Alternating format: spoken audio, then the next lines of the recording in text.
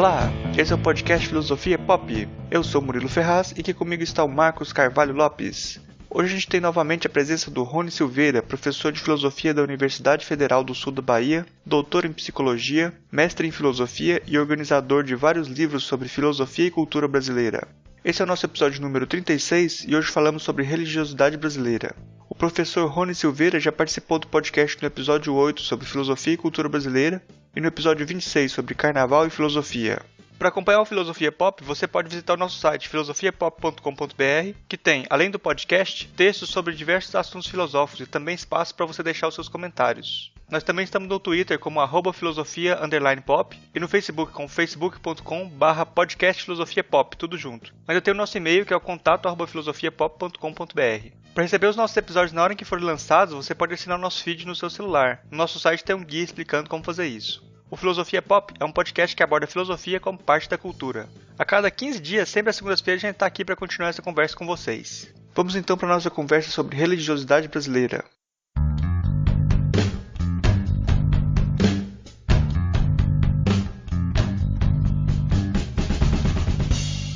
Hoje a gente recebe aqui, mais uma vez, o professor Rony Silveira. Ele já participou com a gente aqui do episódio 8, sobre filosofia e cultura brasileira, e do episódio 26, sobre carnaval e filosofia. Aí, se você quiser uma apresentação maior dele, você ouve esses nossos outros episódios com ele aí, que a gente faz uma apresentação. O primeiro episódio lá, né, o Filosofia e Cultura Brasileira, ele faz uma apresentação maior sobre ele. Rony, a gente vai conversar hoje aqui sobre religiosidade brasileira, né? Eu queria começar perguntando para você o que a religiosidade brasileira tem de diferente. Olha, eu poderia começar citando um dado que, em geral, a gente deixa passar desapercebido, mas você tem uma coisa curiosa no Brasil com relação à religiosidade, que já chama atenção de saída, né? É a criação de uma religião brasileira no pleno século XX, né? Se a gente... eu estou falando da Umbanda, né? Uma religião brasileira criada no século XX, né? Há uma certa divergência aí, mas aparentemente a religião foi criada na década de 40, século XX. É estranho, né? Nós estamos no século XX, a gente fala tanto em secularização, em decadência do mundo religioso, quer dizer, nós já estamos no século XXI, né? Mas ainda no século XX nós já tínhamos esse discurso de secularização, de decadência do mundo religioso, e você vê uma religião sendo criada no Brasil, né? Não deixa de ser interessante, né? Em pleno século XX, né? Eu não tenho dados, não sou historiador da religião, então não tenho dados sobre isso, mas imagino que essa não, é uma situação muito peculiar, né? Eu não diria que ela não possa se repetir, mas ela é bastante significativa, né? Outra característica interessante é quando a gente considera essa religião especificamente, e eu acho que aí ela, de certa maneira, ela tem a vantagem de, sendo criada no Brasil, ela de alguma maneira tem uma relação orgânica com a cultura brasileira. Quer dizer, não é uma religião importada, né? Embora a gente possa rastrear as diversas influências da Umbanda, esse processo de tomada de empréstimo de várias matrizes religiosas para constituir a Umbanda, embora você possa fazer isso, como ela nasceu aqui, ela tem essa vantagem de alguma maneira, sintetizar algumas características da cultura brasileira. E eu chamaria a atenção imediatamente para uma delas, que é muito significativa. Por exemplo, você não tem um tratado teológico da religião umbandista, né? E por que você não tem? Você não tem simplesmente porque é uma religião que não apta para ser traduzida em um tratado de teologia. Porque no tratado de teologia você sistematiza a religião, né? Você estipula quem são os deuses, você cria regras de culto, né? Estabelece normas padronizadas para todos os crentes, enfim. Você delimita essa religião e a diferencia das outras, né? E a Umbanda não tem isso, né? Por exemplo, você não tem o processo de ampliação dessa religião, não é um processo de formação clássico, como acontece, por exemplo, na formação de padres e pastores, né? Em que você tem um centro de formação que é responsável pela transmissão dos dogmas, né? Esse cânone básico da religião, né? Na Umbanda você não tem isso. Então, na prática, o que acaba acontecendo? Eu vou chamar de terreiro, né? Cada terreiro de Umbanda, ele produz, né, o seu próprio cânone, né? Ele se adequa, né, de maneira diferenciada a uma determinada comunidade e adota determinados ritos, e mais do que isso, né, ele adota as suas entidades específicas. Então, quando você tem alguma tentativa de sistematizar a religião da Umbanda, você se depara com coisas muito curiosas, né? Eu não vou me lembrar aqui do número, eu fiz esse cálculo no meu texto que eu publiquei no livro, né? A Religiosidade Brasileira e a Filosofia, mas você tem uma distribuição das entidades em linhas, né? Linhas básicas, cada uma delas é dirigida por uma entidade maior. Essas linhas se dividem em falanges, e essas falanges são constituídas por várias outras entidades. Então, eu estou falando aqui de milhões de entidades, né? Ou seja, é um tipo de sistematização, quando acontece, que ela é meramente formal, porque você não pode nomear milhões de entidades de uma religião, né? Então, na prática, você tem uma religiosidade que ela é, digamos assim, oscilante, mutável e parece um universo no movimento de expansão, né? É uma religião que se prolifera à medida que ela que se prolifera socialmente, quer dizer, ela se dissipa, né, socialmente, ela se expande socialmente na mesma proporção em que ela se prolifera internamente, né? Então, quer dizer, isso é típico, eu diria, uma tese que eu defenderia, que a religiosidade típica brasileira, ela tem essa característica. Mesmo, né, quando você cultua essas religiões tradicionais, por exemplo, como o cristianismo, que tem de fato, né, divindades bem estabelecidas, você tem um cânone religioso, você tem um sistema de culto, né, bastante específico. A maneira como o brasileiro se apropria dessas religiões, né, canônicas, já digamos assim, uma espécie de apropriação nesse sentido de, digamos assim, através de um caráter não dogmático, né, de fazer uma interpretação muito pessoal, né, dos dogmas, de fazer adaptações, né? Só para lembrar a vocês, né? Todos conhecem essa prática, né? Uma prática corriqueira no universo brasileiro, o fato da pessoa, na verdade, frequentar vários tipos de religião de maneira simultânea, ou, né, alterar frequentemente, né, a sua relação com religiões. Então, a pessoa é cristã, depois se torna espírita, depois vai ao candomblé, depois mais uma sequência de cristianismo, uma fase cristã, depois ela retorna para um terreiro de Umbanda, né? Então, você tem uma espécie de religiosidade difusa no Brasil, mesmo, né, para as pessoas que se afirmam, né, seguidores de uma religião em particular, né? Então, você tem um problema de caracterização enorme, né? Aqui no Nordeste, eu moro na Bahia, aqui no Nordeste é muito típico, né? Você vê, terreiro espírita, tem o nome espírita, né? Então você imagina que é um culto kardecista, mas quando você entra e vê o tipo de culto, ou às vezes é uma mistura de espiritismo com candomblé, ou é um culto de Umbanda, ou é uma mistura de Umbanda com catolicismo, ou de Umbanda com espiritismo, ou de Umbanda com o candomblé. Quer dizer, na prática efetiva, a prática da religiosidade brasileira, ela é uma prática difusa, né? Ela não é rigorosa, né? Você dificilmente encontra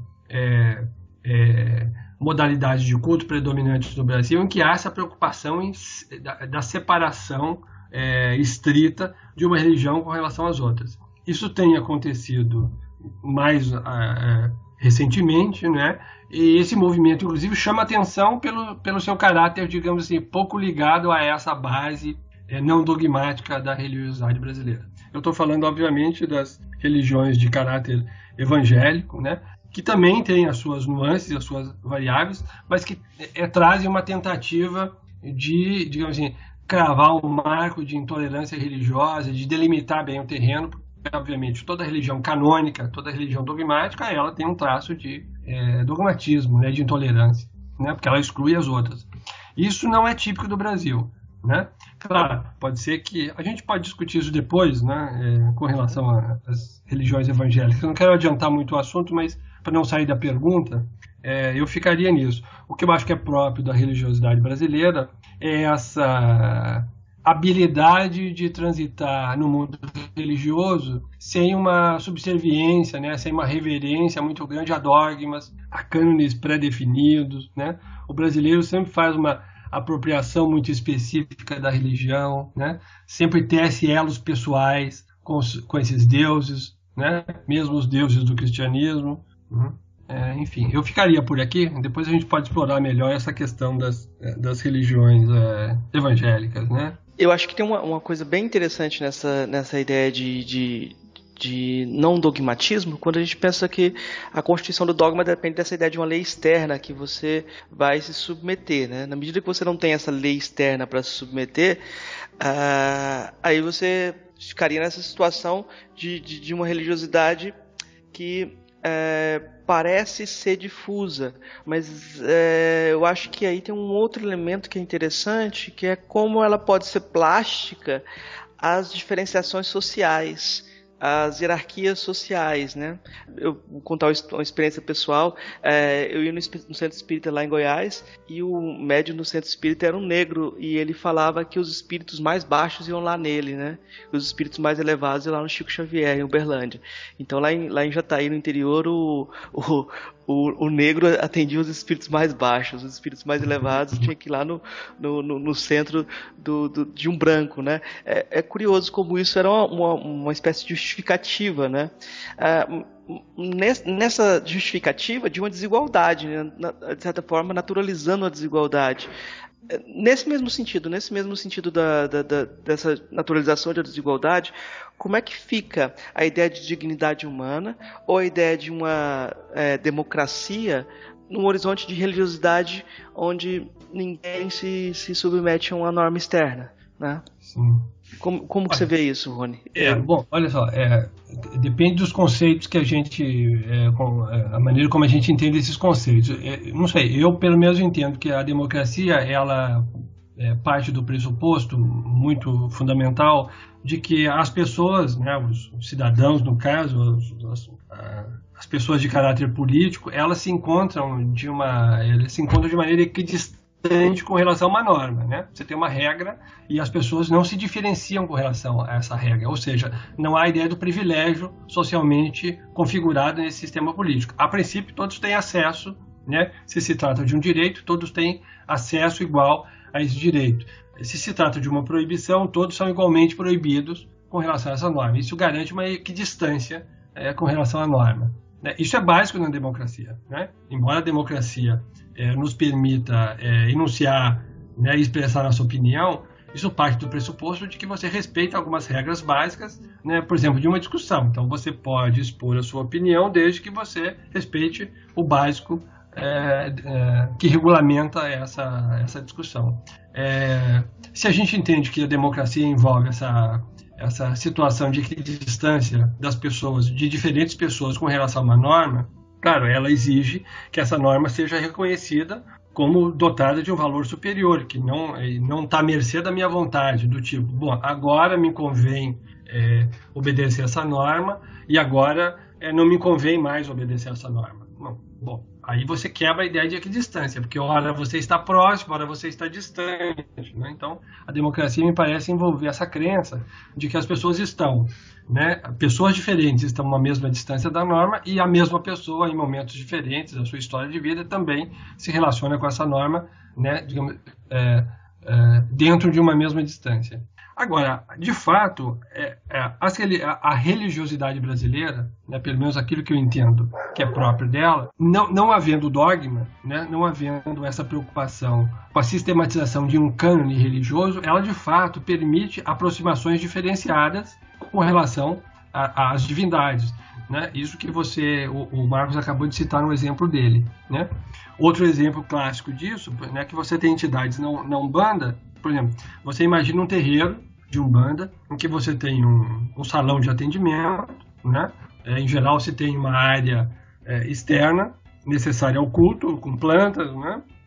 Há entidades que não se aproximam da casa, por exemplo, os pretos velhos têm uma preferência por atender as pessoas próximo do lado de fora da casa, né? Inclusive afirmando, eu estou dizendo que é o relato das próprias entidades, né? É que preto não entra em casa de doutor. Então, lá dentro atende um médico alemão, estou dando exemplos, né? Um médico alemão, né, em geral uma entidade branca, que tem um status no Brasil reconhecido como superior, e lá fora atende o preto velho ou a preta velha. Quer dizer, a própria religião, ela é uma religião em que os deuses, né, eles estão em posições, digamos assim, socialmente diferenciadas.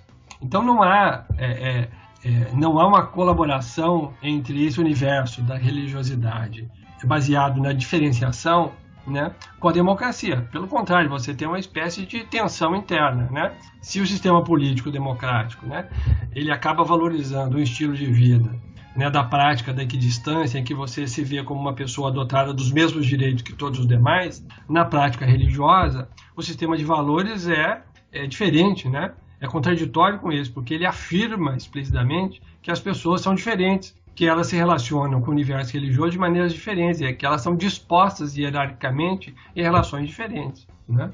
Então, me parece muito problemático que você tenha um sistema político democrático consolidado num país de base religiosa, né, claramente antidemocrático, que valoriza, né, as hierarquias sociais e as diferenciações sociais naquilo que a gente pode chamar de acesso à riqueza social, né? Há uma diferenciação enorme, né? Uma religião que tem essas características, ela não favorece a consolidação de um estilo de vida democrático, muito menos de um sistema político democrático, né? Então, é claro, talvez isso, se a gente entender que a religião é um elemento fundamental, né, para a estruturação de um modo de vida, vamos pensar numa coisa que a gente pode chamar de civilização brasileira. Se a religião é fundamental para articular o modo de vida brasileiro, certamente ela tendo essas características, né, de valorizar as diferenciações sociais, né, portanto, forçar a quebra da equidistância com relação a normas, ela vai prejudicar enormemente a consolidação de um modo de vida democrático, né? Ela está em confronto com isso. Talvez, se a gente entender que a religião tem essa posição especial do ponto de vista da configuração de um modo de vida da civilização brasileira, a gente poderia talvez entender um pouco qual é a dificuldade de consolidação da democracia no Brasil, né? Porque ela está em confronto aberto com o sistema de valores. Na verdade, você tem dois sistemas de valores, né? Um sistema democrático importado do mundo ocidental, que não se adequa muito bem, que não consegue ganhar terreno efetivamente ao longo do tempo, porque está em confronto com, né, um conjunto de valores que não cede espaço, né, para esse tipo de postulado do mundo político. Enfim, como é que fica a dignidade, né? Bom, a dignidade ela é negociada, né? As entidades estão ranqueadas, eu estou falando da Umbanda, né? As entidades estão ranqueadas, né, de maneira hierárquica, né? Os crentes estão dispostos de maneira hierárquica, né? Alguns médiuns atendem a determinado tipo de entidade, outro atende outro tipo de entidade, que tem o seu público específico, né? Você tem, na verdade, uma religião que se adequa às diferenças sociais no Brasil. Então, ela não entra em atrito com isso, ela não força, né, uma mudança da estrutura social, né? Se o filósofo alemão Hegel tinha razão quando dizia que não é possível fazer uma reforma política sem fazer uma reforma religiosa, bom, então, se isso é válido ainda hoje, né, ele falou isso no século XIX, se isso é válido ainda hoje, então nós não vamos conseguir, por exemplo, nos tornar um país plenamente democrático se não reformarmos a base religiosa, né, de crença das pessoas. Se é que a religião ainda ocupa um lugar especial, né, nesse sistema que estrutura um conjunto de valores, né? Me parece que no Brasil a religião ainda tem um peso considerável nesse aspecto. A despeito né, vivermos no século XXI, você tem todo um processo de secularização, né, a influência crescente das ideias científicas, né, que produzem explicações, né, maximamente objetivas, sem nenhum tipo de apelo a fatores religiosos, mágicos, né, que faz uma leitura prosaica da natureza, né, entende a natureza como uma coisa absolutamente destituída de qualquer tipo de espiritualidade. Mesmo nesse contexto, né, você tem não só a perseveração de um estilo de religiosidade, me parece muito próprio, mas inclusive com a criação de uma religião como eu citei agora há pouco, né, Umbanda no século XX. Mas eu acho que a suposta dignidade humana, que é afirmada no contexto de um sistema político democrático, né, ele é constantemente solapado pelas nossas crenças religiosas, que estão em conflito com essa ideia de uma dignidade igual, né? Na prática da religiosidade brasileira, né, há uma dignidade diferenciada. Né? Não é que não há dignidade, há uma dignidade diferenciada. Eu fico pensando nessa, quando você fala da diferenciação que a religiosidade no Brasil, as religiões fazem, social até, eu fico pensando se ela é tão diferente nos outros lugares também, assim, porque parece que se você pega, sei lá, dentro do judaísmo mesmo, aquele que é mais bem sucedido, ele acaba ficando mais próximo do altar ali. Será que ela é tão diferente assim dos outros lugares, manter esses status assim na sociedade? Olha, eu acho que sim, tem algumas diferenças, porque olha só, no caso do judaísmo, né, quer dizer, essas diferenças são diferenças, digamos assim, exteriores. Mesmo se você pega o judaísmo antigo, quer dizer, o sucesso no mundo não significa absolutamente nada, até porque o judaísmo antigo não acredita na imortalidade da alma, né? Então todo mundo, aquele ditado bíblico básico, né? Viemos do pó e voltaremos para o pó. Então, quer dizer, no fundo, essas diferenças externas, embora elas possam ser conquistadas, elas não refletem, não significam nada no mundo espiritual, né? Então você não tem... outro exemplo, né? Antes que eu passe para a religiosidade brasileira. No caso do universo cristão, né? Pelo menos depois da Reforma Protestante, você tem uma situação de que o reino dos céus é igualmente aberto a todos. Né? O cristianismo reformado afirma a possibilidade de que todos obtenham a sua redenção, né? Através de um trato diretamente com Deus. Né? Esse mundo está igualmente aberto a todos. Agora, no caso da prática da religiosidade brasileira, né? Você tem uma espécie de contrabando da diferença social para dentro da religião. Né? Então, mesmo no cristianismo praticado aqui, né, você tem essas práticas, né, históricas. Né? Vamos voltar ao período colonial no Brasil. Né? Você tem uma relação, por exemplo, aqui no Nordeste, né, nos engenhos de produção de cana-de-açúcar. Né?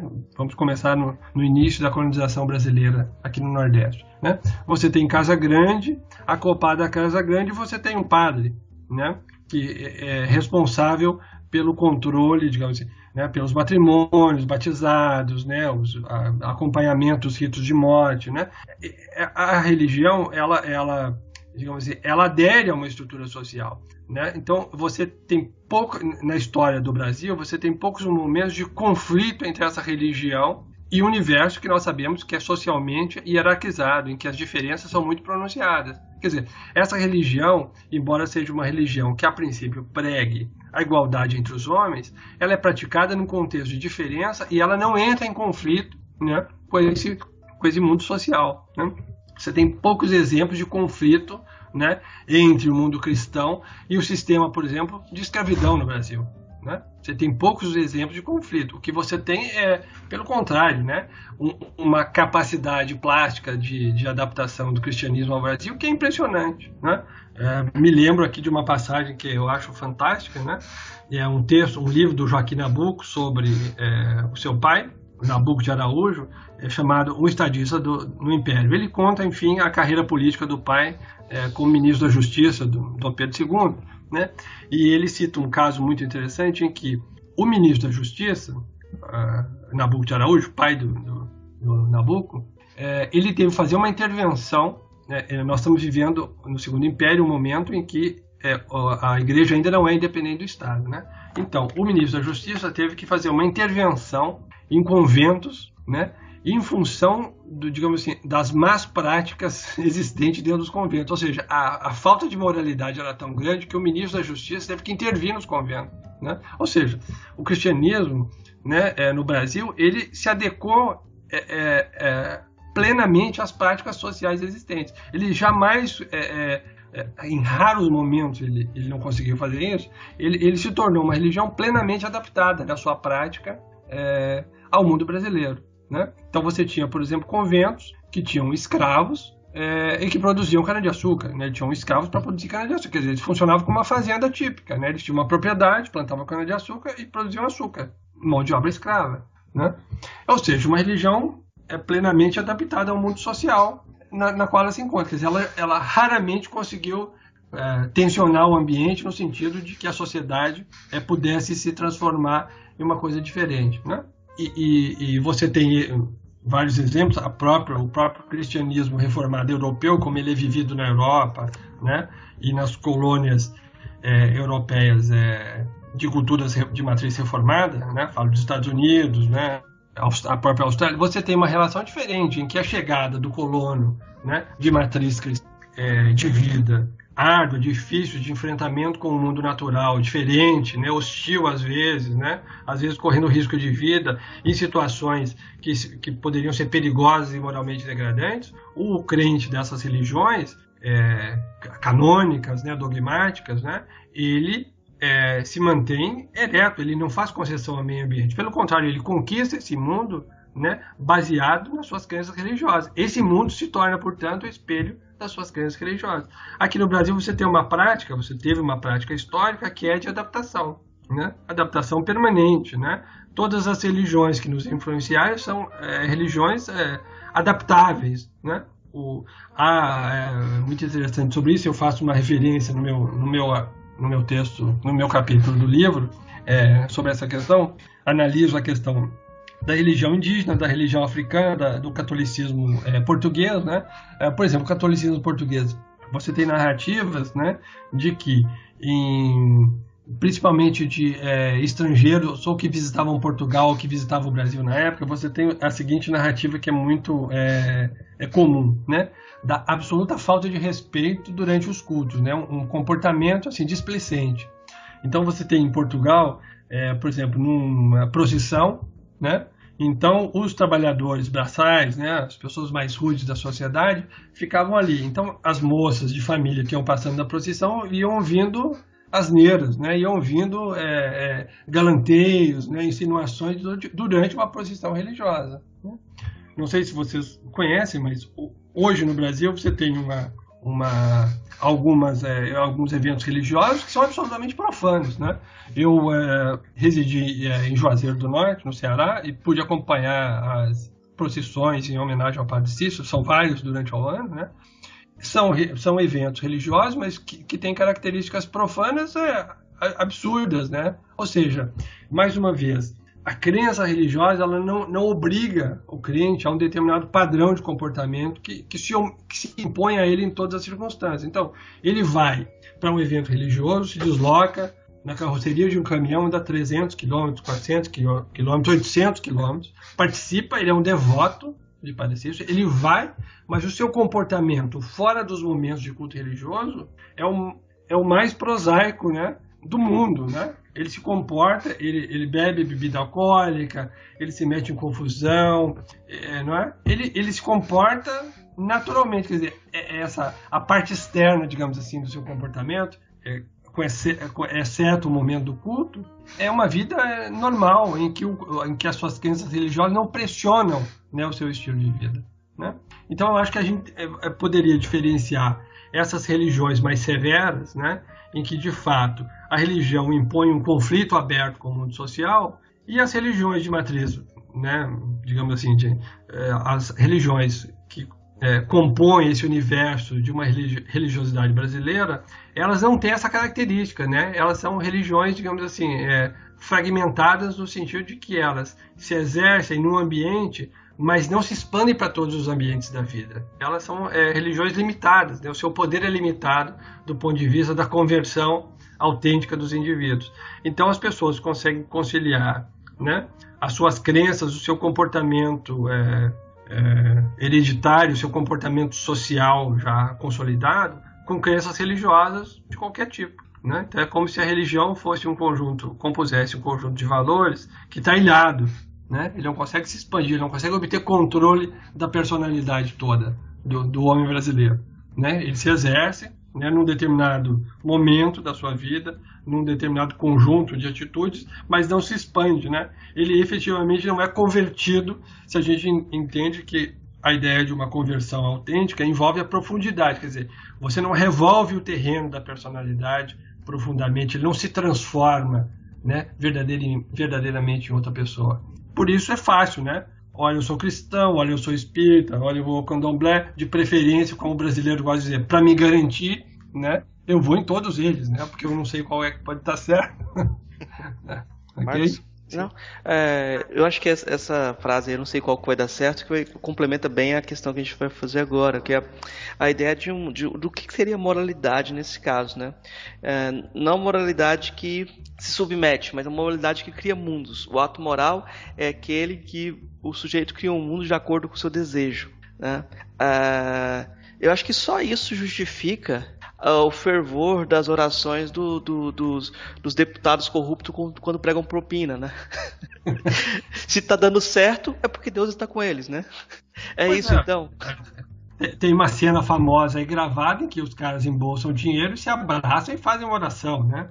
Você nota, quer dizer, a religião ela não está em desacordo com essas práticas, né? Porque é uma religião sem dogma, o brasileiro, né, o culto da religião brasileira, próprio da religiosidade brasileira, ele permite essa apropriação, né? E a gente pode pensar, nossa, mas que mau caratismo, né? Assim, bom, por que as pessoas que embolsam dinheiro depois de um ato de corrupção, elas se abraçam para fazer oração? Porque elas acreditam que as divindades, sejam lá quais forem, estão ao seu lado. De fato, é um agradecimento pelo dinheiro recebido, né? É um roubo, mas é um agradecimento pelo dinheiro recebido. Não há nenhum constrangimento, né, nessa crença de que a religião está a nosso serviço, né? De que ela é adaptável à nossa realidade, né? A pessoa não se sente assim, nossa, eu estou roubando dinheiro público, eu estou fazendo mal para outras pessoas, portanto isso é pecado. Ela não sai com peso de consciência quando faz isso, né? Pelo contrário, ela se sente abençoada, tanto é que ela agradece o dinheiro recebido, né, através da corrupção, né? Então você nota essa situação, quer dizer, obviamente uma prática religiosa como essa favorece, né, a busca, né, pela vantagem, né, aquilo que nós dizemos que é típico do malandro brasileiro, né, é tentar tirar vantagem das situações, né, eu diria tentar tirar vantagem das situações, e já que nós estamos falando de religiosidade, tentar tirar proveito das situações abençoado pelas divindades, né, porque as divindades são maleáveis, né, você negocia com essas divindades, né, isso é uma prática comum, né. Entendeu? A ideia do sacrifício ou de alguma coisa que depois que isso foi combatido historicamente pelo cristianismo reformado, quer dizer, a salvação pelas obras, né? Você se salva por aquilo que você faz porque você agrada a Deus e como recompensa, então, Deus te salva, né? É um resultado daquilo que você fez durante a sua vida, que você pode ser salvo por aquilo que você faz. Como as divindades são adaptáveis, né? Então você pode se salvar, inclusive, cometendo atos de corrupção, e recebendo a dádiva que é o dinheiro, né? Então você tem, na verdade, uma prática religiosa, né, extremamente porosa, que admite, né, que a pessoa com sinceridade, isso que é importante ressaltar, né, que a pessoa com sinceridade, né, se sinta legitimada para praticar atos de corrupção, por exemplo, como eu me lembro dessa cena agora, né, as pessoas embolsando os maços de dinheiro e se abraçando para rezar. Eu não me lembro mas quem era, provavelmente os ouvintes devem se lembrar também da cena, né? Não há nenhum motivo para fazer uma encenação, né? A menos que eles soubessem que estavam sendo filmados, né? Não é uma encenação, é uma manifestação espontânea, é uma manifestação religiosa de crença verdadeira, né? Não há nenhuma incompatibilidade entre crenças religiosas, entre acreditar em divindades, né? E pensar que essas divindades estão sendo benéficas, né? Estão sendo agradáveis, né, com o crente, estão lhe fornecendo dinheiro obtido por meio de corrupção, por meio do roubo. Então você tem uma religião extremamente maleável, né, uma religião que, ao invés de retomando a questão básica da pergunta, só para terminar, ao invés de ela exigir reverência a princípios, né, ela se adapta às pessoas. Então, na verdade, é uma moralidade, digamos assim, flexível, né? Veja bem, não é a prática da imoralidade, é uma moralidade porque ela está sendo justificada por valores religiosos, mas plenamente adaptados à prática, ao comportamento de qualquer um de nós, né? Então, você não tem uma tensão entre a prática religiosa e a moral, né? Você tem uma adequação entre a moral que já existe e os valores religiosos que dão cobertura, né, para essas práticas, né? É uma espécie de legitimação religiosa de um comportamento que já é dado socialmente, né? Se há corrupção ok. Né? Eu poderia dizer que a religiosidade brasileira, sim, ela abençoa os atos de corrupção. Né? É o jogador que sempre agradece a vitória, que Deus sempre ajudou o time dele, né? O time, tipo, sempre tem o jogador lá agradecendo a Deus, agradecendo o gol, é sempre por Deus, quando ele perde não é outra coisa não, né? Exato. Deus ajuda todos os times. Estranho você imaginar que uma divindade vai tomar partido no jogo de futebol da terceira divisão do Campeonato Nacional, né? É muita falta de ocupação. Mas né, é isso, né? Quer dizer, por quê? A divindade está ocupada, né, nem é com o seu time, é com você, né? É com o jogador, né? Há uma divindade específica, né, ocupada com isso. Né? Porque isso é importante para ele, portanto é importante para a divindade. Como que essa religiosidade não dogmática se combina com a reivindicação da perfeição? Com a reivindicação da perfeição? Olha, eu acho que...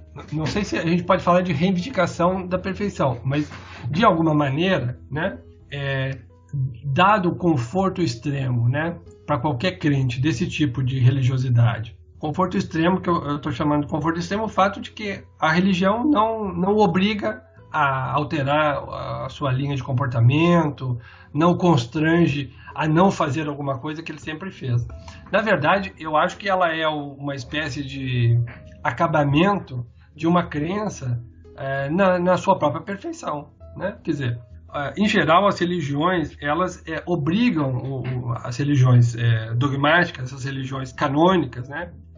De dogmas, elas obrigam o crente a um esforço de adaptação. Quer dizer, no processo de conversão, você se propõe a ser alguém diferente do que você é. Portanto, elas envolvem um processo de aperfeiçoamento, um projeto de melhoria do ser humano. Não, eu quero me tornar plenamente adequado aos valores dessa religião. Sei lá, eu quero ser judeu. Bom, dado que eu tenha me convertido ao judaísmo, que eu tenha me decidido a isso, eu preciso fazer um projeto, né, de melhoria pessoal, né, porque eu não sou judeu ainda, então eu preciso, né, me envolver num esforço gradual de me tornar digno de ser judeu. Isso envolve, por exemplo, reconhecer que, de alguma maneira, eu não sou como deveria ser. Portanto, essa ideia do projeto, né, presente na conversão religiosa. Né? Eu não sou como deveria ser, então eu preciso me esforçar. Para isso, eu preciso monitorar o meu comportamento. Bom, como na religiosidade brasileira você não nota esse movimento, né, você não tem aí implicado nenhum processo de aperfeiçoamento, né, não há um projeto na direção do qual nós nos movemos, portanto, não há comportamentos inadequados quando confrontados com esse valor, né, essa personalidade que eu gostaria de ser, com essa finalidade do meu projeto. Como não há isso, né, a gente pode supor o seguinte, que, na verdade, essa religiosidade ela já pressupõe a própria perfeição do indivíduo, que o indivíduo, de uma maneira, obviamente, não explícita, né, ele manobra dentro desse conjunto de valores a partir da perspectiva de que ele é perfeito. Então, qualquer processo de aperfeiçoamento, qualquer projeto de melhoria moral não faz nenhum sentido, né? Porque, na verdade, essa prática religiosa de plena adequação dos valores à sua própria personalidade supõe a própria perfeição, né? Então, não há necessidade de se movimentar em direção, né, a uma finalidade superior. Não há necessidade de aperfeiçoamento, né? Por quê? Porque, de uma maneira implícita, não estou dizendo que as pessoas, eu sou perfeito, né? Elas fazem esse tipo de raciocínio. Não, mas de maneira implícita, né? A adequação plena da religião ao mundo moral do brasileiro significa que ele, né, se crê absolutamente perfeito. Então, não é necessário uma mudança, né, na sua fisionomia moral. Não é necessário nenhuma mudança, né, nenhum esforço para chegar a algum outro lugar, porque você já está no lugar. Né? Então, todas aquelas referências metafóricas de que esse país é um paraíso, talvez tenha aí um fundo de verdade. Né? Não é um paraíso externo, né? Não é um paraíso de fato, mas é um paraíso psicológico. Por que é um paraíso psicológico? Né? Porque não há nenhuma tensão moral envolvida, né, na vida do brasileiro. Né? Não há nenhuma tensão interna em que uma parte contraria a outra parte, do tipo, as minhas crenças religiosas, elas estão me forçando a mudar o meu comportamento. Né? Então você tem essa situação de que, na prática, a prática dessa religiosidade, eu estou dizendo a prática porque, de fato, nenhuma dessas religiões diz, olha, o brasileiro ou crente dessa religião é perfeito. Não, todas elas, em geral, dizem o contrário, dizem que é preciso fazer um esforço, né, de melhoria pessoal, mas a maneira como ela é praticada no Brasil, né, essas religiões todas, inclusive estou me referindo à Umbanda, que é uma religião brasileira, né, a maneira como elas são praticadas dá a entender o contrário, que nenhum movimento efetivamente, nenhum esforço moral efetivamente é necessário. Portanto, a base disso só pode ser uma crença implícita, né, um bem-estar psicológico baseado na ideia da perfeição pessoal. Né? Já somos perfeitos, portanto não faz sentido me mover moralmente, fazer um esforço de concretização de uma melhoria moral da minha personalidade em qualquer direção. Né? Então eu diria que a prática efetiva dessa religião ela supõe inclusive essa crença implícita na perfeição do crente. Né? Portanto você não precisa seguir dogmas, né? As divindades se adequam a nós, né?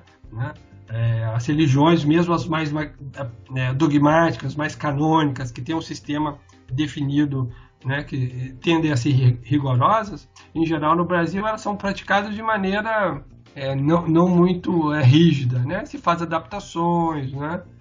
Se tentam adaptações, né? O próprio cristianismo brasileiro é típico, é rico, né? Nesse sentido, né? A gente praticamente consegue ser cristão no Brasil e quase não falar de Deus, né? Mas você tem uma série de santos intermediários que ocupam, né? Constituem um verdadeiro panteão romano de divindades, né? Que escondem Deus, né? Deus quase é uma eminência párrea do cristianismo brasileiro, né? E se você pega, por exemplo, se você pega Santo Agostinho, está lá escrito, né? Cidade de Deus, né? A única divindade, né? Indiscutivelmente é Deus, né? Os outros santos, né? As personalidades que adquiriram alguma relevância ao longo da prática da religião cristã, né? Não são deuses. Inclusive isso é uma crítica que Santo Agostinho faz ao politeísmo, né? Quer dizer, a religião cristã não é uma religião politeísta, né? Então há uma distância enorme entre, né, os santos virtuosos, né, exemplos de virtude do cristianismo, e Deus, né, que nós efetivamente esquecemos, né? A gente sempre prefere falar com Virgem Maria pela proximidade maternal que temos com ela do que diretamente com Deus, que tem uma tendência a ser mais rigoroso e rígido, né? Melhor falar com as mães do que com os pais. A gente vai dar a volta para falar um pouco de onde a porca torce o rabo, né? Onde a religião tão dogmática parece ter encontrado o limite, né? Esse limite parece estar nessa nova religiosidade neopentecostal, né? Que reivindica participação política. A gente pode falar de uma bancada evangélica ou até de um projeto de poder, né? Dessa bancada evangélica que tem reivindicações bem dogmáticas, né? Ela reivindica muitos limites, né? Curiosamente, assim, só para complementar essa ideia de que ela reivindica limites, ela incorpora o diabo, né? O diabo faz parte do cotidiano, né? O diabo afeta a vida das pessoas no dia a dia, né? É muito curioso isso, né? Como é uma religião que reivindica limitações, mas em termos de discurso ela acredita na força daquilo que ela vai contra, né? Ela acredita na força do que ela geralmente persegue as religiões africanas, né? Mas ela acredita na macumba, no poder da macumba lá, que vai fazer o mal, no poder de um despacho. Ela parece ter essa crença, como se o diabo estivesse presente no dia a dia das pessoas, né? É curioso isso, né? Mas olha só, essa é uma tática muito antiga, né? Você só pode oferecer uma salvação, um bom remédio, se você primeiro afirma a presença de um grande mal, né? Por exemplo, você nota isso, por exemplo, o movimento de Contra-Reforma, né? Criação da Companhia de Jesus, né, no universo cristão, tá muito ligado, né, portanto, da Inquisição, né, os processos inquisitoriais da Igreja Católica, eles são muito ligados a primeiro afirmar a presença universal e onisciente do demônio, né? O demônio está por toda parte. E isso é estranho, inclusive, ao mundo da Idade Média, né? Antes da Contra-Reforma você não tem essa crença, né? De repente começam a aparecer crenças na presença, né, universal do demônio. O demônio está por toda parte, inclusive nos nossos pensamentos, né? subitamente você cria a necessidade de um perigo iminente, então você justifica, né, a prática da contra-reforma, da tortura, da Inquisição, né? Essa é uma prática muito comum, né? Primeiro você cria, aliás, é uma prática muito comum não só no mundo da religião, né? Se a gente notar bem, por exemplo, tem um pensador importante na filosofia chamado Descartes, né? Ele está procurando talvez no seu trabalho principal, né, mais importante, chamado As Meditações, ele está procurando uma certeza absoluta, né? Para obter essa certeza absoluta, não basta apenas, né, lançar dúvidas sobre as coisas. Ele inventa um artifício que ele chama de gênio do mal, né? O gênio do mal seria uma espécie de entidade maléfica cuja ocupação consiste em enganar as pessoas, né?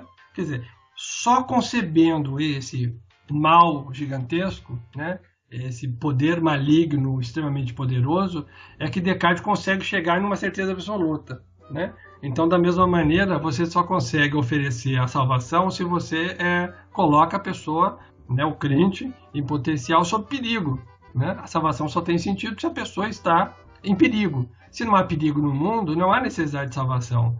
Se ela pode se corromper moralmente a qualquer momento, então ela vale muito o processo de salvação que você está oferecendo, né? A sua saída religiosa, né? Então eu acho que essa estratégia de ampliar, né, o poder do mal para vencê-lo, né? Eu digo assim, vencê-lo no seu próprio terreno, né? É uma estratégia muito antiga, né? Santo Agostinho também, lá no início do cristianismo, insiste muito nessa ideia, né, da presença do demônio por todas as partes. E que não é uma ideia que atormenta o cristianismo, diga-se de passagem, não é uma ideia que atormente o cristianismo historicamente falando. Isso aparece em alguns momentos de crise em que há uma necessidade, por exemplo, no caso de Santo Agostinho, de um combate ao politeísmo romano, do Império Romano. Depois, na Contra-Reforma, o combate à religião reformada. Então, nesses momentos de crise, né, o demônio volta a aparecer com força máxima, né? E claro, no caso do Brasil, as igrejas evangélicas estão explicitamente numa espécie de combate com outras religiões, né? Elas têm esse objetivo claro, né, de que é preciso debelar outras religiões para ganhar o maior número de crentes, né? Agora, eu acho que uma coisa que é interessante com relação a essas religiões evangélicas no Brasil, que a gente deveria considerar com um pouco mais de cuidado, porque assim, na prática, melhor, em teoria, né, pelo que elas afirmam, né, pelo que elas declaram, elas estariam, né, exigindo do universo brasileiro algo que é estranho a esse universo, né? Ou seja, uma crença convicta, né, uma prática religiosa muito circunscrita ao seu cânone, aos seus dogmas, aos seus mandamentos, né, um tipo de conversão autêntica, né, que é estranho ao universo brasileiro. Então você tem aí, aparentemente, uma relação conflituosa, né? Se eu estou certo naquilo que eu estou chamando de religiosidade brasileira, essa prática religiosa maleável, eu diria uma prática religiosa personalista, ela entra em choque com a proposta dessas religiões evangélicas que vem ganhando terreno no Brasil nos últimos anos.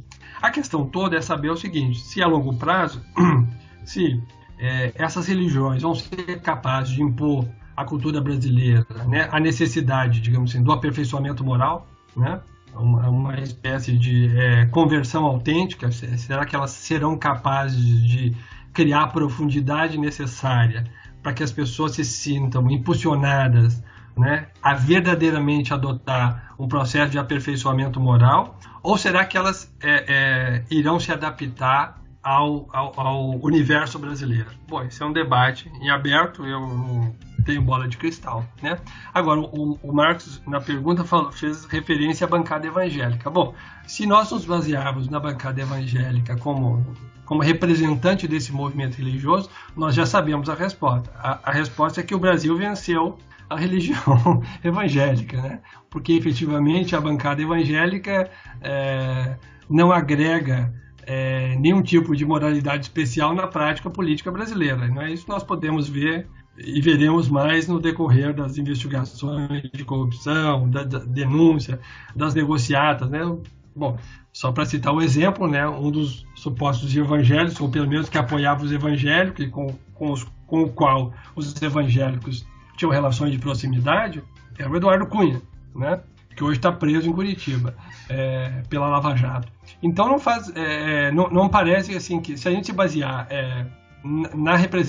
se a gente se basear no fato de que a bancada evangélica realmente representa essas religiões, o que elas trouxeram para o Brasil, eu posso garantir que elas não trouxeram nada diferente, né?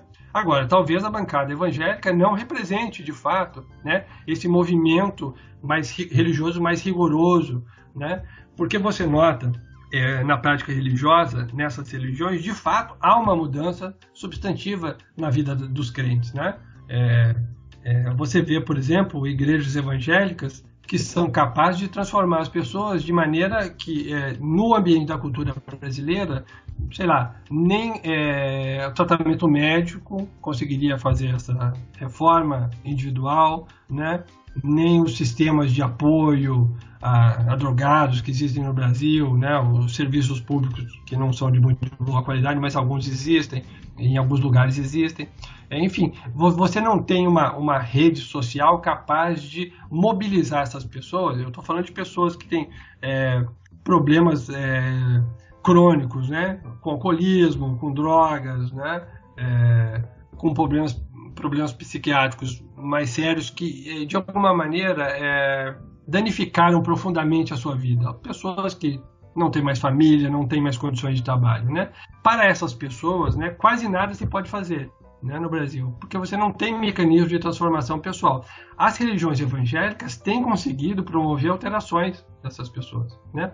A questão toda que nos interessa é saber se essa capacidade, né, não apenas dessas pessoas, mas dos seus crentes, você vê uma mudança de comportamento, né, uma mudança na maneira de se vestir, né, o conflito permanente dessas religiões com alguns hábitos crônicos brasileiros, como violência doméstica, você nota que é uma relação tensa. A questão toda é saber se essas religiões terão força suficiente, né, para impactar.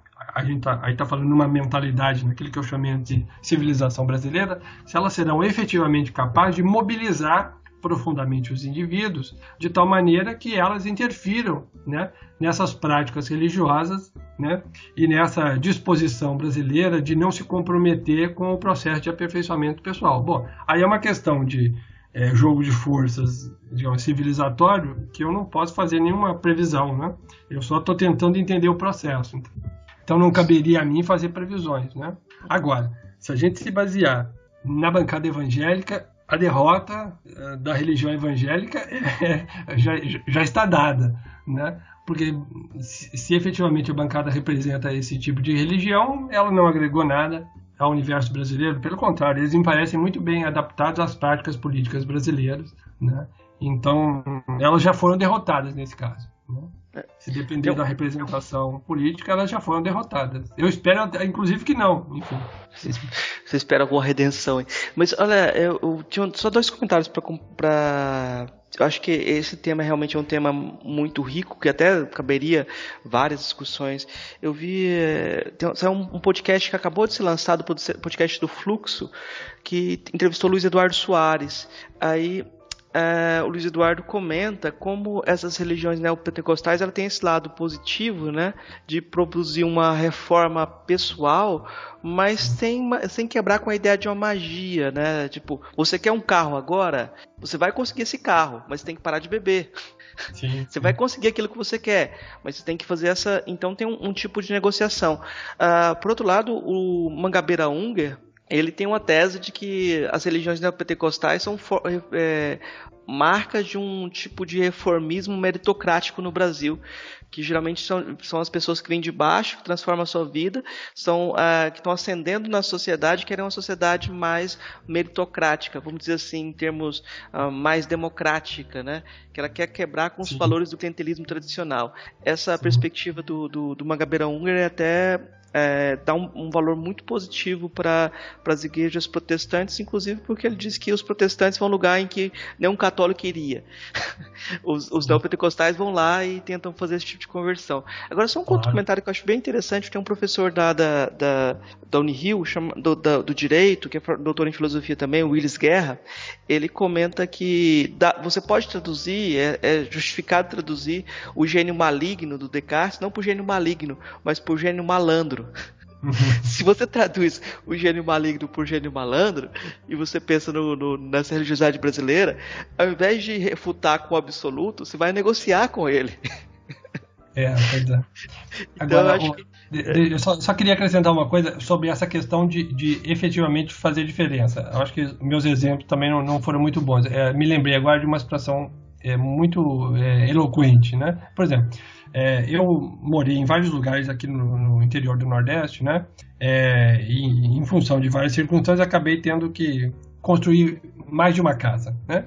Bom, depois da primeira experiência, eu adotei uma estratégia que é o seguinte. Eu em geral, isso aconteceu quando eu morei em Redenção, no interior do Ceará. Eu fui ajudar a criar uma universidade, né? A Unilab. Universidade que o Marcos agora trabalha, inclusive.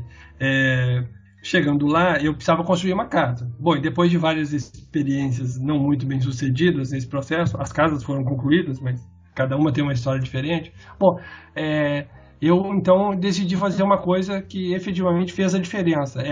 Procurar uma igreja evangélica na cidade e verificar se eles me indicavam trabalhadores para construir uma casa, né? E aí eu resolvi problemas crônicos. Por exemplo, segunda-feira de manhã, ninguém chegava bêbado para trabalhar, né? Então não tinha que ficar verificando se os caras estavam em condição de trabalho ou se alguém ia se matar ali, porque ia deixar cair um tijolo na cabeça um do outro, alguma coisa assim, né? Porque essas pessoas, efetivamente, elas têm um comportamento diferente, né? Não vou dizer 100% das pessoas, não é isso, não é? Mas há uma diferença substantiva, né? As pessoas se alteram, essas religiões elas conseguem mobilizar as pessoas para mudar o seu comportamento. Nesse sentido, elas promovem um tipo de originalidade no universo da religiosidade brasileira. Volta a existir. Não sei se isso ao longo do tempo se imporá, se o padrão brasileiro, né, da religião personalista se imporá, ou se nós teremos um tipo de negociação entre elas, o que aliás não é distante da prática brasileira, né, de fazer essas negociações, né, negociações que deixam tudo como está, né. De fato, né, a civilização brasileira tem essa característica de lidar com valores externos e antagônicos, mas terminando por neutralizá-los. Enfim, depois poderemos fazer outra discussão sobre isso, mas você tem vários exemplos históricos com relação a isso. De qualquer maneira, efetivamente faz diferença, né? Agora, claro, a questão é saber se do ponto de vista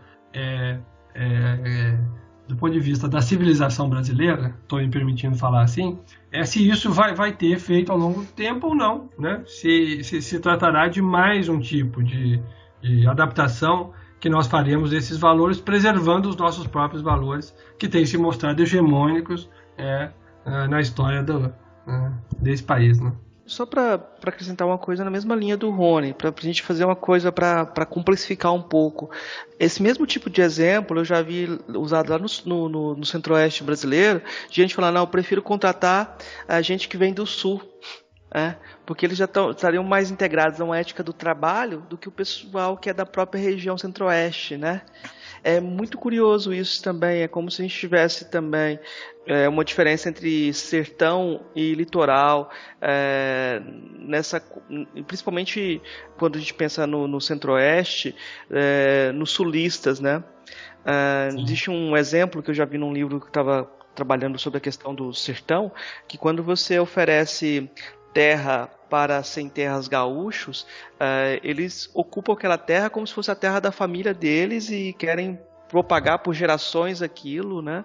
Agora, segundo o livro, quando o pessoal de outras nortistas ou o pessoal do centro-oeste ganha o seu pedaço de terra, ele ocupa aquela terra é a dele, mas o filho dele que vai procurar a terra dele em outro lugar. É como se tivesse sempre um horizonte de milenarismo, que ele pudesse ir para outro lugar, começar a vida, né? A migração não para, né? Isso é bem curioso, né? Como se houvesse uma tensão também em termos regionais, né? Sim. Você tem isso você tem uma mentalidade no Sudeste e no Sul, mais, digamos assim, apropriada para as relações impessoais, relações de produção, né? A impessoalidade, né? Me lembro aqui na Bahia, uma declaração de uma pessoa me dizendo, reclamando, porque ele trabalhava numa fábrica de calçados, que naquele processo de disputa por imposto, né, os estados começaram a fazer uma guerra fiscal. Algumas empresas de calçados do sul, na região de Novo Hamburgo, principalmente, migraram para o Nordeste, né? Então, uma dessas empresas, elas se instalaram na Bahia e tinha, claro, problemas com os trabalhadores, né? Então, eles trouxeram gerentes do sul do país, né? E essa pessoa era um trabalhador e me contou que eles quebravam as máquinas, né? É uma coisa que a gente vê na história da Revolução Industrial, né? Os funcionários quebrando as máquinas, né? E eles faziam isso, né? Porque eles tinham um intervalo, entende? Porque a supervisão do pessoal do Sul, essa coisa do tempo do trabalho, da produtividade, que é uma maneira de resistir a uma mentalidade que é avessa, né? É avessa, né? As pessoas não estão dispostas a isso, né? Eu estava contando a história da construção das casas, né? Teve uma época que eu adotei o sistema de trabalho de segunda a quinta, né? Ou às vezes eu mudava de terça a sexta, porque ou os caras chegavam bêbados na segunda para trabalhar, ou enfim, tem sempre, né? E as declarações são o seguinte: não, mas a gente aqui não trabalha a semana inteira, né? Porque isso não é necessário. E efetivamente não é necessário, né? Porque a vida já é boa, então não é necessário um processo de aprimoramento, não há essa ideia de economia, né? De guardar dinheiro, não, se adota um padrão de vida e é esse o padrão de vida, né? Então, se você ganha o necessário para isso, está tudo muito bem, né? Então, você vê aí que não há essa sensação da imperfeição, né? De uma necessidade que nós, que temos uma mentalidade mais ocidental, né? Somos o tempo todo atiçados por ela. Não há essa demanda, não há essa experiência da imperfeição, da necessidade, né? Olha, quem não tem necessidade está no reino da perfeição, né? Quer dizer, do que eu preciso, eu tenho tudo que eu preciso. Isso é felicidade, né? Então, claro, esse choque interno entre uma mentalidade, eu diria a mentalidade da falta, né? Do sul, do sudeste, essa mentalidade mais próxima das disposições do trabalho e da ética do trabalho, elas estão em conflito interno no Brasil com um outro tipo de mentalidade, né? Eu não tenho dúvida disso, né? Quando você mora em vários lugares do país, você nota, né, que diferentes regiões têm diferentes variações, inclusive, dessas combinações, né? Alguns lugares de civilização muito recente, elas adotaram, às vezes, algumas, né, adotaram essa mentalidade industrial, da ética do trabalho, do aperfeiçoamento. Você nota, né, uma espécie de necessidade por novos valores, né, a ideia do crescimento pessoal em outros lugares mais antigos, inclusive, do Brasil, e às vezes não é mais para o norte, às vezes é mais para o sul, inclusive, você tem você tem alguns núcleos bem delimitados, né, talvez pela colonização europeia, no sul do Brasil, né, São Paulo com os italianos, né, no Rio Grande do Sul com italianos, alemães, né, Paraná, né, poloneses, enfim, alguns eslavos. Tirando aí, você tem esses lugares muito típicos, né? Você tem misturas, né, dessas duas mentalidades, né? Eu acho que ainda em fase de negociação, né? Então, o fato de quebrar as máquinas é um tipo de negociação, né, dessas duas mentalidades, né? O proprietário trouxe aqui para a Bahia os gerentes do Sul, né? Mas os funcionários quebravam as máquinas. Então é uma negociação, é uma disputa por terreno, né? Porque essas duas mentalidades elas estão em conflito, é óbvio, né? Eu fico pensando, acho que tem que fazer essa pergunta até porque eu acho que o ouvinte também pode ficar com essa impressão, e eu não sei se é isso ou não, de que essa fala parece que ela tem uma pitada de um certo preconceito também, assim, com o norte e o nordeste, não? De achar que o sul é o trabalhador e o norte e o nordeste é entre aspas, o preguiçoso que não vai levar o Brasil para frente e tal. Não, mas aí digamos assim, não, eu acho que não tem preconceito. Talvez o preconceito seja na interpretação. Sim. Olha só, se você, eu acho que isso que você falou é importante, porque realmente pode, do nosso ponto de vista tradicional, sim, Vamos pensar no seguinte, né, num ponto de vista diferente, que inclusive eu tentei adotar num outro livro que não tem a ver com religiosidade, chama Apresentação do Brasil. O esforço é mais ou menos o seguinte, olha só, nós estamos falando de uma diferença de mentalidades, né? Nós tradicionalmente temos essa leitura que você acabou de apresentar, quer dizer, o sujeito que não está envolvido no processo de aperfeiçoamento é um preguiçoso, né? É uma pessoa que ainda não se deu conta, né, de uma necessidade. Agora, você pode inverter a leitura. Você pode dizer, bom, essa pessoa que não está envolvida no processo de aperfeiçoamento é uma pessoa que se sente perfeita, é uma pessoa que está, né, que incorpora a experiência da felicidade plena, porque ela não sente necessidade. Essa é a grande questão, né? Então o seu mundo é um mundo de felicidade, de prazer, de satisfação constante, né? Ele não tem a sensação da falta. Quem tem a sensação da falta é que está envolvido no processo de aperfeiçoamento. Se a gente pegar essas duas concepções para avaliar elas, dizer, bom, eu quero ser uma pessoa dotada da consciência de uma falta, né? E eu vou tentar me envolver no processo de superação dessa falha ontológica, né, que possuo, ou eu quero ter uma vida que é puro gozo e felicidade. Eu não tenho dúvida, né? Eu quero ter uma vida de puro gozo e felicidade imediata. Eu não quero esperar o próximo milênio, sei lá, uma próxima oportunidade, depois de muito esforço, que talvez não resulte em nada, porque é um processo de aperfeiçoamento, enfim, tem um grau de contingência enorme. Eu acho que só que a gente se habituou a avaliar as coisas pelo padrão ocidental, que é aquele padrão que nos formou. Nesse ponto de vista, né, sempre que a gente relata essa diferença de mentalidades, parece que é uma crítica ao norte e ao nordeste. Não necessariamente. Pode ser um elogio ao norte e ao nordeste, né?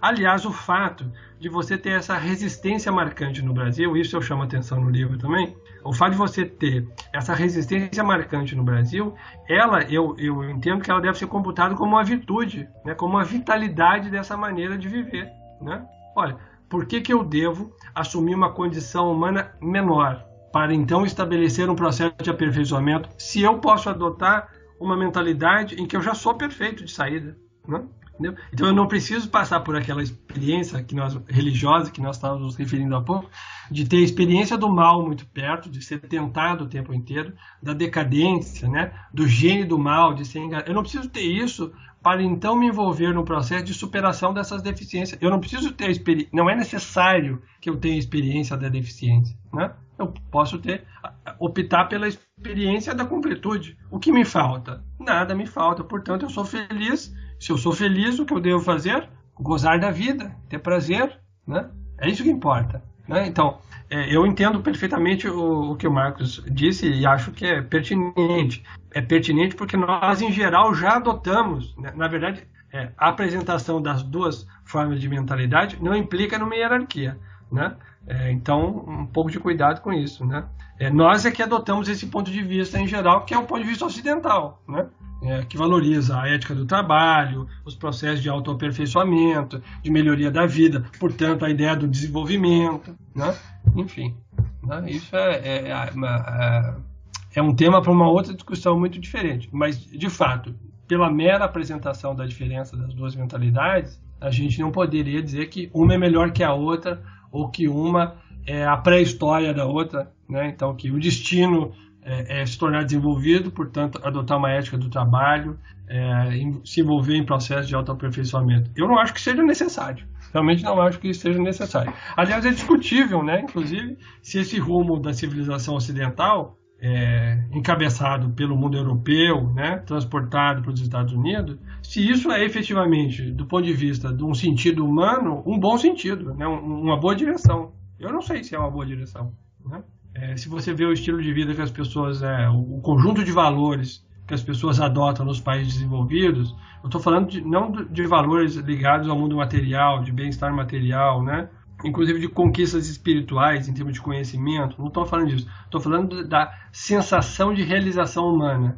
É discutível se efetivamente o mundo ocidental, o mundo europeu, é um mundo promissor, né, que nós no Brasil deveríamos imitar. Eu não tenho essa certeza, né? Realmente não tenho. Então, do meu ponto de vista, pelo menos, Eu não vejo a questão assim, né? De que, olha, o mundo, digamos assim, a mentalidade que predomina no Norte e no Nordeste é uma mentalidade menor, né? E que já está certo que ela deve deixar de ser o que é para adotar o ponto de vista que predomina no Sul e no Sudeste do Brasil, com algumas diferenças, né? Enfim, para mim isso não está claro, né? Não vejo nenhuma necessidade disso, pelo contrário, né? O estudo, por exemplo, da vitalidade, da religiosidade brasileira, essa ideia da personalização da religião, ele coloca realmente em questão, né? Porque em questão a necessidade de assumir esse ônus da falha, né? É necessário assumir a falha para que você se envolva no processo de aperfeiçoamento. Quem não reconhece a sua falha não se envolve no processo de aperfeiçoamento. Agora, que falha é essa? Essa falha é justificada, né? Precisamos dessa falha? Uhum. E eu acho que também, só para concordar, eu acho que esses termos são polêmicos, mas eles fazem parte de um tipo de narrativa que é muito comum em vários lugares para mostrar uma diferenciação entre zonas mais industrializadas e zonas menos industrializadas. Geralmente as zonas litorâneas mais industrializadas se colocam como motor da nação, aquilo que traz o progresso, e sofrendo resistência dos povos atrasados do interior, né? Uhum. Essa dicotomia no Brasil é muito... Existe também essa narrativa que coloca São Paulo como o motor do Brasil, e nesse sentido os goianos se dizem paulistas, né? Sim. Os goianos vão se identificar, não, nós já fomos São Paulo, enquanto os paulistas vão falar que eles são goianos apenas, né? Sim. Então essa disputa narrativa é muito reincidente, e em vários países ela acontece. Quando o cara escolhe, não, eu vou escolher alguém que é do Sul, porque isso já é um preconceito, uma reivindicação de perfeição também, né? Isso que é o curioso também, né? Não é uma questão de falar por educação também, ou processo de autocriação também. Eu acho que aí já tem a palavra diz, um preconceito, né? Mas a questão não é naturalizar nada disso, mas problematizar e aprofundar, né? Colocar as coisas em questionamento. Até porque, de fato, se você olha para os índices, os indicadores de desenvolvimento, você vai dizer, bom, o Sudeste é mais desenvolvido que o Nordeste. Eu não tenho dúvida disso. A questão que eu estou me colocando é, se isso, no fundo, isso é promissor, né? Ser desenvolvido efetivamente é um benefício? Estou dizendo do ponto de vista da realização do ser humano. É efetivamente um benefício, né? Ter um índice de desenvolvimento humano numa região efetivamente faz diferença? Né? O que se sacrifica para ter esses índices? Vale a pena no cômputo geral? É uma pergunta difícil que eu realmente não tenho resposta para ela, né? Mas eu acho que a pergunta tem que ser feita, né? Isso também não significa você dizer o seguinte, bom, nós temos essas duas opções só, né? Entende? Parece que nós estamos falando de dois mundos estáticos, né? Bom, esses dois mundos estão em movimento, né? E eles se negociam o tempo inteiro, é óbvio, né? Não só nós temos essas mentalidades diferentes dentro do mesmo país, como a ética do trabalho, a ideia do aperfeiçoamento pessoal, faz parte do universo ocidental, né? Do qual nós somos um tipo de... como é que eu vou dizer? Eu não vou dizer um tipo de sucursal, porque não representaria. Nós somos um tipo de manifestação, né? Eu, às vezes, acho que nós não somos parte do mundo ocidental. Enfim, é difícil responder essa pergunta, porque ela envolve, parece que os filósofos são muito pretensiosos, né? Colocar o mundo ocidental de um lado, o Brasil do outro, e ponderar o que é melhor, com que critério eu faço isso. Uma coisa eu tenho certeza, né? A avaliação feita do interior de cada uma dessas mentalidades gera o mesmo resultado em sentido contrário, né? Se eu tomo pé, se eu sou um adepto da ética do trabalho, né, do autoaperfeiçoamento, né, do desenvolvimento da nação e das pessoas, bom, eu faço uma avaliação do Nordeste, eu digo, bom, o nordestino é preguiçoso. Agora, se eu faço uma avaliação do ponto de vista da mentalidade, que eu entendo que é típica da religiosidade brasileira, que está muito mais destacada no Nordeste do que em outros lugares do Brasil, eu vou ter a sensação, ao contrário, do tipo, essas pessoas são insanas, elas se esforçam para adquirir alguma coisa que eu já tenho. Aliás, essa é uma piada corriqueira, né? Não é só uma piada, né? Tem um relato de um indígena num livro do um desses viajantes franceses que tiveram, eu acho que teve na expedição do Villegagnon na Fundação do Rio. Eu me esqueci o nome dele, um dos dois. Tem um que é católico e o outro protestante.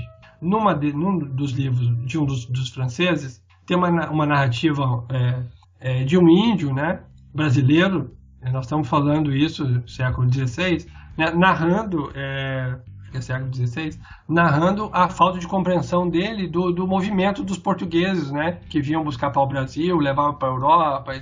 Ele não entende, né, o sentido disso, e é mais ou menos esse mesmo tipo de raciocínio, né? Qual é a necessidade da movimentação, do processo de autoaperfeiçoamento, se nós temos tudo que nós precisamos, né? Se a natureza nos dá as coisas, né? E se aqui, numa vida simples, nós temos tudo que nós necessitamos. Quer dizer, a ideia da necessidade é uma ideia forjada culturalmente, então, de repente, ela não tem nenhum sentido. Enfim, você pode gerar aí duas avaliações mútuas, né, de incompreensão, né? Olha, eu não entendo a sua necessidade pelo autoaperfeiçoamento, e o outro diz, eu não entendo a sua displicência e não se envolver no autoaperfeiçoamento, né? Ou seja, você trabalha de maneira desnecessária e você é um preguiçoso, uma coisa assim. Então são avaliações mútuas, mas externas uma à outra, né? As duas fazem sentido do seu próprio ponto de vista. Portanto, nenhuma delas faz sentido para o outro ponto de vista. Eu acho que aí a gente acaba que se distanciou um pouco da religiosidade, mas que tem a ver também, né, o assunto, né? Que quando você pega esses modos de pensar aí que a gente separou, um vai ter mais a ver com a religiosidade brasileira que você estava descrevendo, e outro vai ter mais com uma coisa mais da religiosidade ocidental, mais dogmática, né? Dogmática rigorosa. Nós estamos saindo um pouco da linha, né? Mas eu acho que tem a ver ainda, que dá pra fazer esse fechamento de voltar a isso, né? Bom, você quer colocar mais uma coisa, Marcos? Não, acho que você fechou certinho. Então vamos passar então para as indicações. Rony, você trouxe alguma coisa para indicar pra gente? Não, na verdade, o tempo todo estou falando de um livro, né? Organizado por mim e por um professor da Unilab chamado Marcos Carvalho Lopes, chamado A Religiosidade Brasileira e a Filosofia. O curioso do livro, né, não é só uma propaganda do livro, o livro é editado pela editora FI, do Rio Grande do Sul, da seguinte maneira: as pessoas podem entrar no site da editora, comprar o exemplar do livro, se não me falha a memória, está sendo vendido por R$45. Mas o livro também no site da editora, portanto, é um download gratuito e legalizado, né? Você tem acesso ao PDF do livro na íntegra, né? Não é uma divulgação, não. Está lá, você pode fazer o download gratuito do livro, inteiramente gratuito, não tem curso nenhum, e é o livro na íntegra, no site da editora, né? Porque nós conseguimos viabilizar uma publicação que tem esse formato, né? Se você quer um exemplar impresso, você compra. Se não, você pode baixar o livro na íntegra gratuitamente em formato PDF. Então a minha indicação seria o livro, né? Tem aí uma série de capítulos, né, sobre religiosidade brasileira.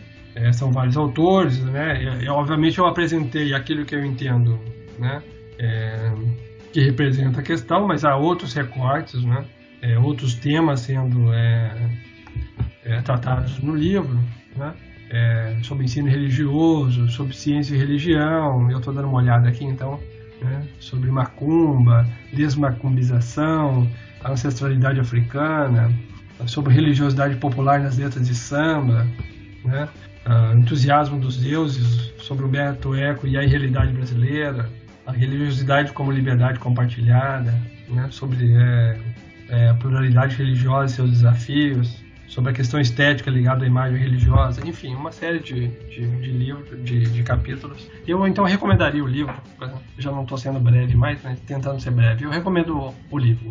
Ok.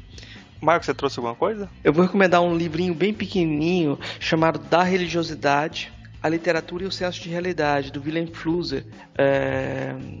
Também vou recomendar um livro do Humberto Eco chamado O Pêndulo de Foucault.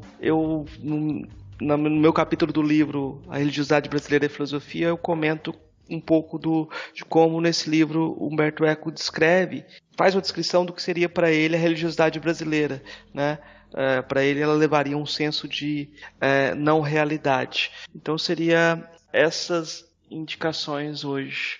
Bom, eu vou indicar aqui um podcast, o episódio do Papo Lendário, episódio 145 sobre Umbanda, que eles estão convidados lá, que ele fala sobre Umbanda, e uma das coisas que ele fala que eu acho interessante é que nesse combate que os neopentecostais têm com a Umbanda, com essas outras religiões, de colocá-las como demônio, ao mesmo tempo que eles demonizam essas religiões, eles oferecem a mesma coisa que a Umbanda vai oferecer. Tipo, o cara demoniza a magia lá, mas ele benze o copo da água da pessoa, né? Ao mesmo tempo que ele demoniza, ele faz a mesma coisa. E também um canal do YouTube, o canal do Crentaços, que tem vários vídeos sobre uma perspectiva religiosa assim, que eu acho um pouco interessante e diferente, que eles são protestantes, né, mas assim, não são de um modo bem interessante. Eu acho que vale a pena dar uma olhada lá no canal, para quem tiver interesse lá ouvir, vou deixar o link aí no post. Eles são anti-institucionais, né? Eles não querem formar uma igreja, pequenas comunidades cristãs. É uma coisa bem diferente lá do Cristiano Machado, né? Que deve estar ouvindo esse podcast, e espero que ele reclame de alguma coisa que a gente fez de errado aqui. Várias coisas. Com certeza, né? Bom, a gente está chegando no final do programa. Eu queria agradecer muito aí o Rony por ter participado aí com a gente mais uma vez, né? E abrir espaço para você falar qualquer coisa, as suas considerações finais e divulgar algum trabalho, alguma coisa. Na verdade, eu agradeço a participação. Eu estou preocupado porque eu estou praticamente virando uma figura batida no podcast. É a terceira vez, então, e eu falo muito, né? Eu já tô mais de 30, rapaz. Quase não é necessário perguntar. Não, eu não tenho mais nenhuma indicação. Na verdade, da indicação eu já fiz ali a indicação do livro, né? No site da própria editora tem mais um livro lá disponível sobre o carnaval e a filosofia, enfim. É suficiente, né? Agradeço o convite e fico disponível para participar pouco da próxima vez. Tá certo, muito obrigado você aí, foi muito legal a sua participação aqui, eu achei que foi muito bom o papo e acho que a gente vai ter você mais vezes também aqui, acho que o pessoal gostou muito também dos outros programas, foi bem legal. Bom, próxima vez acho que você vai falar de novela, Rony, tem um pressentimento. É provável, Bom, até o próximo então, pessoal, valeu. Um abraço Murilo. Um abraço. Até mais, tchau. Tchau.